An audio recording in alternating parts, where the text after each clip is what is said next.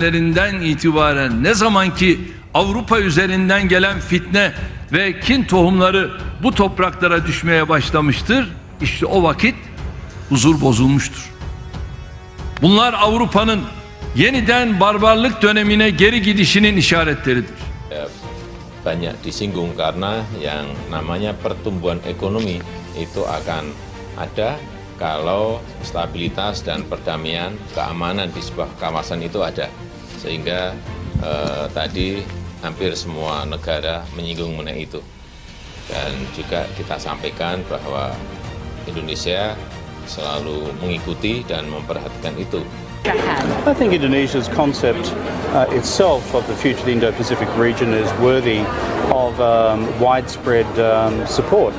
And the reason is Indonesia is a large country, Indonesia is the most significant voice within ASEAN, and in addition to supporting the concept of what is a strategic reality, that is the Indo-Pacific region.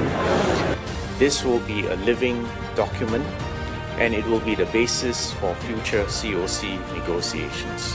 We have also agreed on the key modalities for the future rounds of the COC negotiations. Kecam Anthony Albanese Erdogan, kami menolak klaim Australia terhadap Pulau Pasir. Presiden Turki Tayyip Erdogan mengecam klaim Australia terhadap Pulau Pasir. Ia mengatakan klaim Pulau Pasir pukulan berat bagi perdamaian Indo-Pasifik. Pimpinan Turki itu juga menambahkan bahwa dia telah menyampaikan dukungan kepada Presiden Indonesia melalui panggilan telepon.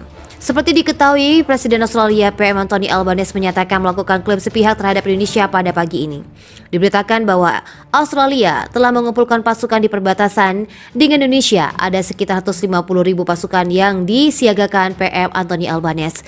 Dikabarkan bahwa sebuah kawah rudal dengan lebar sekitar 4 hingga 5 meter menganga ke dalam bumi. Kawah rudal itu terbentuk antara dua gedung apartemen setinggi 5 lantai. Pemandangan memilukan itu adalah salah satu kerusakan pertama dilaporkan setelah Australia mengklaim Pulau Pasir adalah miliknya. Turki dilaporkan memiliki pasukan bayangan yang terdiri atas tentara bayaran untuk melakukan pertempuran rahasia. Dilansir dari The Sun Senin, pasukan tersebut dapat bergerak sesuai dengan permintaan Turki. Pasukan bayangan tersebut dilaporkan The Sun dibawahi oleh Shada Defense, sebuah perusahaan yang mengklaim sebagai konsultan militer pelatih kepada militer reguler dan keamanan swasta. Oposisi Presiden Turki Recep Tayyip Erdogan percaya bahwa Shada juga bertindak sebagai tentara pribadi yang siap berperang sesuai keinginannya, apalagi hanya untuk melawan Australia dan Amerika. Pasukan tersebut dibandingkan dengan kelompok paramiliter dari Rusia, kelompok Wagner yang dilaporkan melakukan operasi luar negeri untuk Kremlin dan Vladimir Putin. Sadat sendiri telah lama diselimuti misteri, hingga pekan lalu AS melaporkan bahwa Sadat mengerahkan milisinya dan Suriah ke Libya. Beberapa media Israel sebelumnya mengklaim organisasi itu terkait dengan organisasi lain tersebut Hamas dan Hezbollah. Sumber yang sama menyatakan bahwa organisasi tersebut secara aktif melatih elemen ekstremis di Suriah dan lokasi lain di Timur Tengah. Dilaporkan oleh The Sun, Shada dijalankan oleh orang terdekat dari kepercayaan Erdogan, Adnan Tawhedi. Dia dijuluki oleh beberapa pihak sebagai orang yang kuat. Dia adalah pensiunan Brigadir Jenderal di Angkatan Bersenjata Turki. Ia kemudian diangkat sebagai kepala penasihat militer dari Erdogan setelah percobaan kudeta pada 2016. Lokasi di mana organisasinya dilaporkan aktif tersebut termasuk di Somalia dan Qatar, tempat Turki mendirikan pusat pelatihan militer. Kehadiran Sadat juga telah dilaporkan pelabuhan Suakin di Sadan, pos terdepan yang memiliki potensi strategis bagi Turki. Dilansir dari situs resmi Sadat, misi yang mereka emban adalah membangun hubungan antara negara-negara Islam dalam arti industri pertahanan dan militer. Perusahaan menambahkan pihaknya ingin melakukannya untuk membantu dunia Islam termasuk Indonesia. Jika Australia berani mengusiknya, mendapat tempat yang layak di antara kekuatan dunia sebagai kekuatan militer mandiri. Namun, Tony Verdi selalu membantah rumor ke dalam seputar organisasi militernya.